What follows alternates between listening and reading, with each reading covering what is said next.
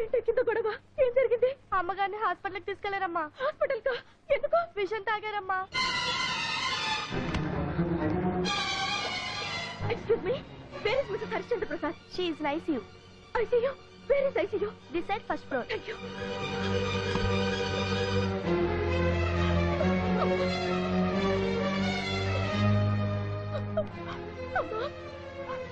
అమ్మకి ఎలా ఉంది బాబాయ్?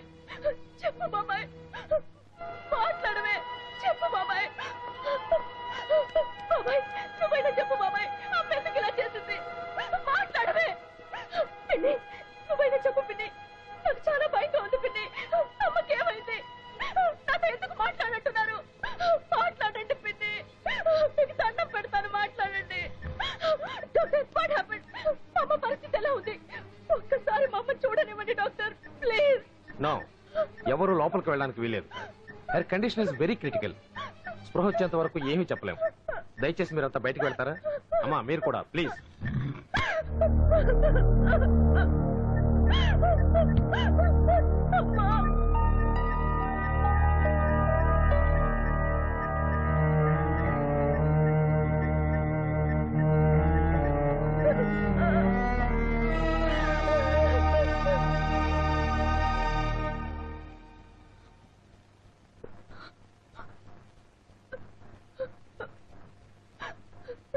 ఎందుకు చేసావమ్మా ఈ పని? ఏం చేయమంటావమ్మా? నీ కోరికలకి మీ నాన్న ఆశలకి మధ్య నలిగిపోయాను. నువ్వు కోరుకున్న వాడిని తెచ్చివ్వనందుకు రోజు నీలో నువ్వే చేస్తూ ఉంటే ఇటు కన్న తల్లిగా తట్టుకోలేకపోయాను. మీ నాన్న తెచ్చిన వాడిని చేసుకున్నందుకు నా కళ్ళ ముందే ఆయన నిన్ను హింసిస్తుంటే అటు భారీగాను అడ్డుకోలేకపోయాను. ఈ చేతకాని బతుకు బతికే కట్టి ఎవరికి ఏ ఇబ్బంది లేకుండా చచ్చిపోదామనుకున్నాను. కానీ ఆ భగవంతుడు నన్ను చావనివ్వలేదు. నన్ను క్షమించమ్మా. నా కారణంగా నువ్వు చాలా నరకం అనుభవించావు. ఇంకా నా వల్ల నీకే ఇబ్బంది రాదు. నాన్న ఎవరిని చేసుకోమంటే వాళ్ళని చేసుకుంటాను. నన్ను నమ్మమ్మా. నమస్తే అన్నా. నమస్తే తమ్ముడు, నీకేం భయం లేదు, నేను వచ్చేసాను. ఇదిగో బెయిల్, వదిలేండి. సార్ వాడిని అరెస్ట్ చేసి 6 గంటలు కూడా కాలేదు సార్. కానీ బెయిల్ వచ్చి గంట అయిందమ్మా. వాడు ఒక బ్యాంక్ మేనేజర్ భార్య మీద తాళి తెంపిపోయాడు సార్. చెవి రాలేదని చెవి కోసేశాడు సార్. చూడు మిస్టర్ ఎస్ఐ, ఎవడన్నా కేసు పెడితే ముద్దాయిని సెల్లో పెట్టడం వరకేనమ్మా మీ డ్యూటీ. థ్యాంక్స్. ఆ తర్వాత ఓ బెయిల్ ఉంటుంది, ఓ కోర్టు ఉంటుంది, ఓ ఆర్గ్యుమెంట్ ఉంటుంది, ఓ జడ్జిమెంట్ ఉంటుంది. తాళి తెంపాడా లేదా, వేలు కోసాడా లేదా అని తేల్చాల్సింది కోర్టు పని. కష్టపడి పట్టుకున్నారు, వెల్ అండ్ గుడ్. కేసు రాసి బొక్కలో పెట్టారు, వెల్ అండ్ గుడ్. అలాగే మా పని మమ్మల్ని చేసుకొనిస్తే మరీ వెల్ అండ్ గుడ్. అంతేగాని నువ్వు చట్టం గురించి నాకు చెప్తే ఎలాగమ్మా? It's too much. Good morning sir. ఈయన మా కొత్త సిఐ గారు. Oh I see. I am KK, the leading criminal lawyer. Glad to meet you. Sir వాడు బెయిల్ పేపర్స్. ఏంటి సార్ ఇది? ఇంకా వాడిని ఇంట్రాగేషన్ కూడా చేయలేదు. ఏమిటండి ఇంట్రాగేషన్? ఏమిటి ఇంట్రాగేషన్? సి మిస్టర్ సిఐ, ఆడపిల్లని కని పెంచి పోషించి కాళ్ళు అడిగి కన్యాదానం చేయడం వరకే తండ్రి బాధ్యత. ఆ తర్వాత ముగ్గురు దాంతో కాపురం చేస్తున్నాడా, కన్నీళ్లు పెట్టిస్తున్నాడా, వంట పని చేయిస్తున్నాడా, వ్యభిచారం చేయిస్తున్నాడా అనేది తండ్రికి అనవసరం. అలాగే బంగారం షాప్కి వచ్చిన వాడి దగ్గర డబ్బు తీసుకుని బంగారం ఇవ్వడం వరకే షాప్ ఓనర్ బాధ్యత. ఆ తర్వాత గులుసు చేయించుకుంటున్నాడా, కడియం చేయించుకుంటున్నాడా, పెళ్ళానికి గాజులు చేయించుకుంటున్నాడా, ముండ కొంగరం చేయించుకుంటున్నాడా అన్నది షాప్ వాడికి అనవసరం. ది సేమ్ వే ఇలాంటి వాళ్ళని పట్టుకుని మాకు అప్పగించడం వరకే మీ రెస్పాన్సిబిలిటీ. ఆ తర్వాత మేము చూసుకుంటాం, కోర్టు చూసుకుంటుంది. అంతేగాని మా పనులు కూడా మీరే చేసేద్దాం అనుకుంటే ఎలాగండి? How is it possible?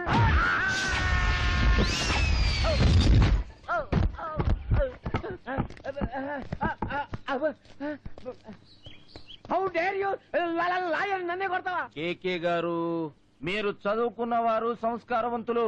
అలా రోడ్డును పడరిస్తే బాగుండదు. లోపలికి వచ్చేయండి. జస్ట్ 4-5 దెబ్బలేసి వదిలేస్తా. ఏంటి కొడతానని పిలిచి మరీ కొడతావా? సార్, పోలీసులు లాయర్లు మేడ్ ఫర్ ఈచ్ అదర్. మొగుడు పెళ్ళాలంటోళ్ళు. మొగుడు పెళ్ళాన్ని 2 తిడితే అలుగుతుంది, 2 కొడితే ఏడుస్తుంది. అలా కాకుండా రోడ్డెక్కి మొగుణ్ణి ఆ కొడక ఈ కొడక ఆయదవా ఈ ఎదవా అని అడ్డం తిరిగింది అనుకోండి, 10 రూపాయల కిరోసిన్కి పావలా అగ్గిపెట్టికి పని చెప్తాడు. కాబట్టి ఇష్యూ అంత దాకా పోకుండా వచ్చి 2 దెబ్బలు తినేసి వెళ్ళిపోండి. రండి సార్, నాకు లాయర్లు అంటే చాలా రెస్పెక్ట్. అందుకే కొట్టేవా? అందరూ పెళ్ళాలని కొడతారా? అల్లానికి బెల్లానికి తేడా తెలియకుండా మాట్లాడేదాన్ని కొడతారు. అలాగే లాయర్లందరినీ కొట్టరు. మీలాగా రేపటి డేట్ ఉన్న బెయిల్ పేపర్ తెచ్చి ఈ రోజు వదిలిపెట్టమని దబాయించే వాళ్ళని కొడతారు.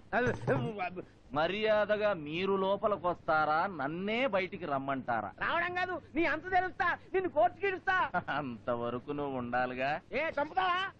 చెప్తా. రేయ్, ఆ లాఠీ ఇలా ఇయ్యి. ఇదిగోండి. ఏంటి ఏంటి?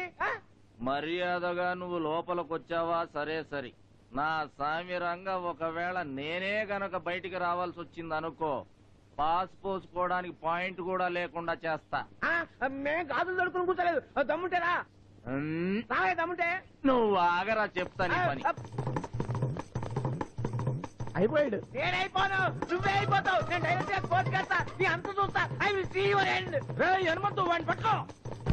రే వదులు, ఇది క్రిమినల్ కేసు. నువ్వు ట్రాఫిక్, నీ క్రైమ్ తో సంబంధం లేదు. వదలకపోతే కేసు పెడతా. అయినా వదలను. వచ్చేస్తున్నాడు, వదలరా. మా అయ్యగారు చెప్పారు వదలను. మీ అయ్యగారు మీ కేసు పెడతా. మళ్ళీ జీవితంలో యూనిఫామ్ వేసుకోకుండా చేస్తా. ఎవర్రా యూనిఫామ్ వేసుకోకుండా?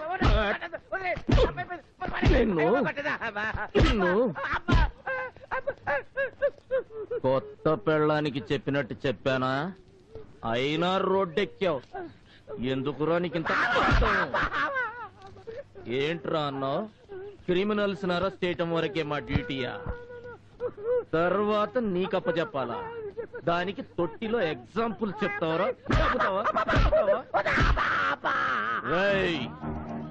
ఆపదలో ఉన్నామని ఎవరైనా ఫోన్ చేస్తే పెళ్ళాం పక్కలో ఉన్న పిల్లోడ హాస్పిటల్లో ఉన్నా, అర్ధరాత్రి అయినా అపరాత్రి అయినా వెళ్ళి నేరస్తుల్ని పట్టుకునే పోలీసులంటే మీకు జోక్ అయిపోయిందిరా?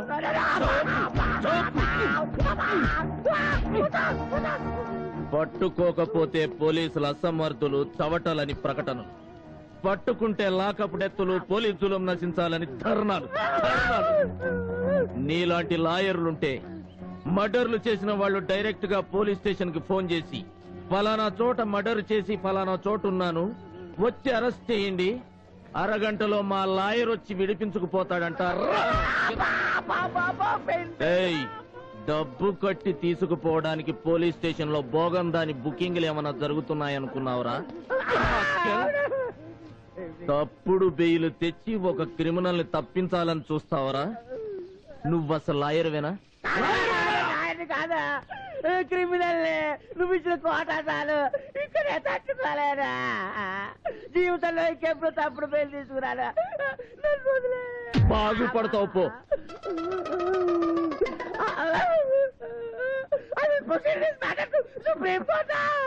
ఏంట్రా అన్నావు? ఇంకా ఇక్కడే ఉన్నావే, రమ్మంటావా?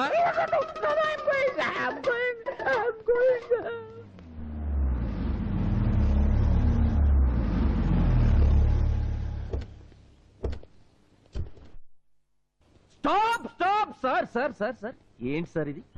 ఇదేమన్నా రామాలయం అనుకుంటున్నారా, శివాలయం అనుకుంటున్నారా తిన్నగా వచ్చేయడానికి? పోలీస్ స్టేషన్ సార్, లాడ్జింగ్ లాంటిది. మీలాంటి బిగ్ షాట్స్, పైగా కాస్ట్లీ లేడీస్ ఈ ఏరియాకి రాకూడదండి, చీప్ అయిపోతారు. We are all sorry. Sir ఇంకా ఆ రోజు మ్యాటర్ మర్చిపోయినట్లేదు. ఏం చేస్తాం చెప్పండి?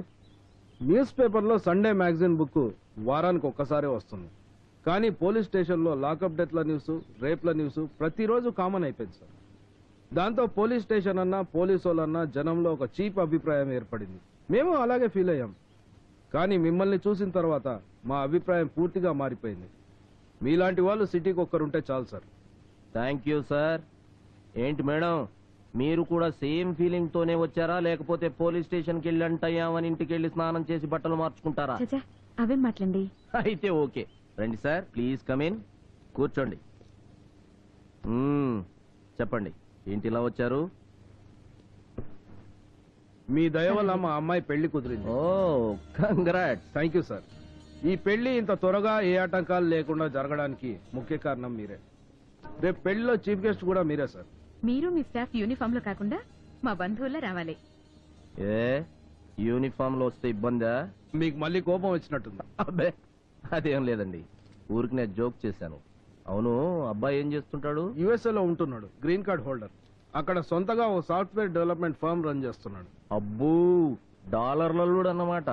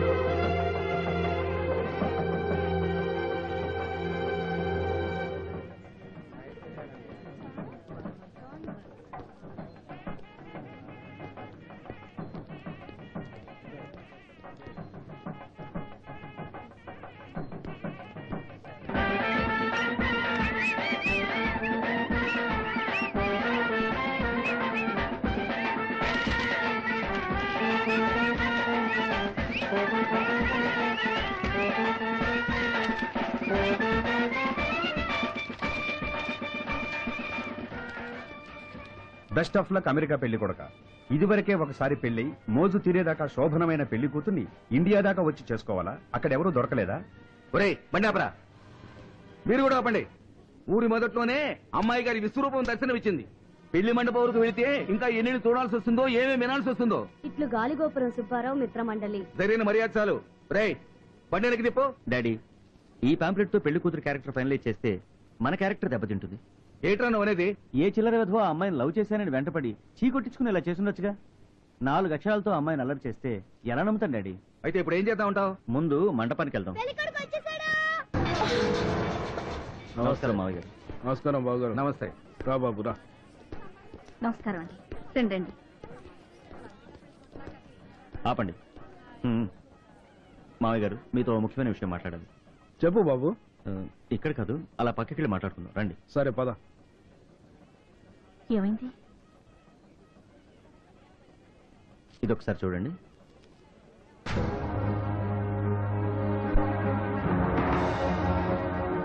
ఇది మీరు నమ్ముతున్నారా? నమ్ముంటే ఇక్కడ దాకా వచ్చేవాడిని కాదండి. ఇదేదో నేనంటే గిట్టని వాళ్ళు చేసిన వెదవ పని. దీనికి మాకు ఎటువంటి సంబంధం లేదు.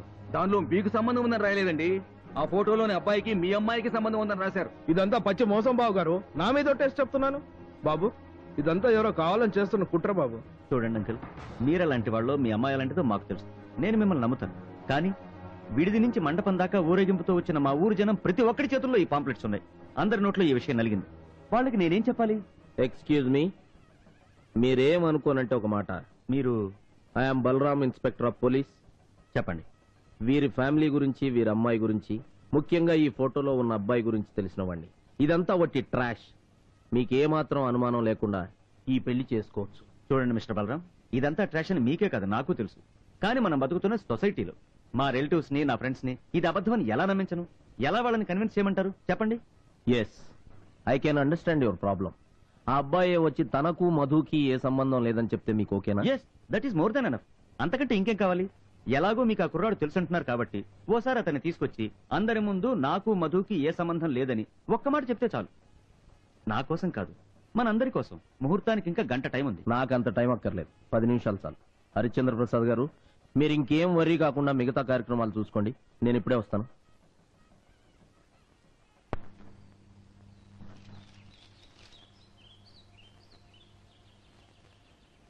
హలో. హలో. దాంట్లో ఏముంది తాతగారు? హాట్ న్యూస్ ఇది చూడండి. బాగుంది, పంచిపెట్టు.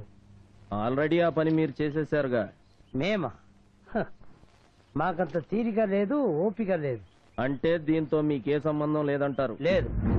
అయితే అదే మాట మీరు మీ మనవడు వచ్చి కళ్యాణ మండపంలో చెప్పండి. ఎందుకు చెప్పాలి? మీరొచ్చి చెప్పకపోతే ఆ కుటుంబం పరువు పోతుంది గనక, మీరొచ్చి చెప్పకపోతే పీటల మీద పెళ్లి ఆగిపోతుంది గనక, మీరొచ్చి చెప్పకపోతే ఓ అమ్మాయి జీవితం నాశనం అవుతుంది గనక. మేము చెప్తే బఫూర్లు అవుతావు గనుక, మేము చెప్తే జోకర్లు అవుతావు గనుక, మేము చెప్తే బ్రోకర్లు అవుతావు గనుక మేము రామ్ చెప్పం, సర్టిఫికేట్లు ఇవ్వం. వాడిని బతిమాటం ఏంటండి? 4 తగిలిస్తే వాడే వస్తాడు. హలో. తాతగారు అక్కడ పెళ్లికి వేల మంది వచ్చున్నారు. ఇప్పుడు ఆ పెళ్లి ఆగిపోతే మళ్ళీ ఆ పిల్లకి ఈ జన్మలో పెళ్లి కాదు, ఆడపిల్ల జీవితం. మీ కాళ్ళు పట్టుకుంటారు. చాలా ఆపమ్మా. మీరు పాలరాయి మీద పడ్డా, మేము నాపరాయి మీద పడ్డా వచ్చే కన్నీళ్లు ఉప్పు నీళ్ళేనమ్మా. చెడేదానికి ఆడపిల్ల జీవితం, మగపిల్లాడి జీవితం అనే డిఫరెన్స్ ఉండవు. మేము రామ్, ఇక మీరు వెళ్ళొచ్చు. తాతగారు, మేము ఇంతగా రిక్వెస్ట్ చేస్తున్నా, మీరు ఇలా మొండికేయటం ఏం బాగాలేదండి. వేస్తానయ్యా, ముందుకేస్తాను. ఏం చేస్తావు? కేసు పెడతావా? పెట్టుకో. ఎఫ్ఐఆర్ రాస్తావా? రాసుకో. నన్ను నా మనవడిని బొక్కలో పెట్టి మక్కలు కొట్టి కోర్టు తీసుకెళ్ళు. అంతేగాని బ్రోకర్లా మంట పనికిరా, శోభనానికిరా, వచ్చి కాపలా కాయట్టే కాయడానికి మేమేం వెర్రి పప్పులో కాదు. Get out. నేను వస్తాను సార్. ఏంట్రా? అవును తాతయ్య, నేను వెళ్ళి చెప్పొస్తాను. ఏం చెప్తావు? నీ పెళ్ళానికి నీకు సంబంధం లేదని చెప్తావా? నీకు దానికి ప్రేమ లేదని చెప్తావా? అసలు పెళ్ళే కాలేదని చెప్తావా? చెప్పి నీ పెళ్ళాన్ని ఇంకొకటికి దార్చొస్తావా? తార్చను. పెళ్ళి నేను తన మెళ్ళలో 3 ముళ్ళు వేశాను, మాకు శోభనం కూడా జరిగింది అని అందరి ముందు అరిచి మరీ చెప్పొస్తాను. అలా చెప్పి నువ్వు నా పెళ్ళను నాకు తెచ్చిస్తావా? తనతో కాపురం చేయిస్తావా? చెప్పు. అలా తెచ్చిస్తానంటే ఇక్కడే ఈ గుమ్మ ముందే కూర్చుని ఎదురు చూస్తాను. 1 రోజు కాదు, నెలలు కాదు, ఎన్నేళ్ళైనా సరే. మాట్లాడమే తాతయ్య.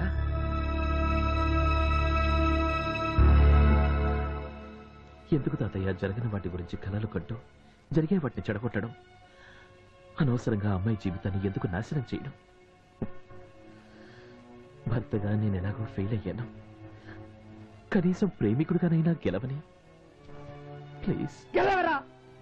గెలిచి చరిత్రలో అమర ప్రేమికుడు మిగిలిపో. పోరా పోరా చవట.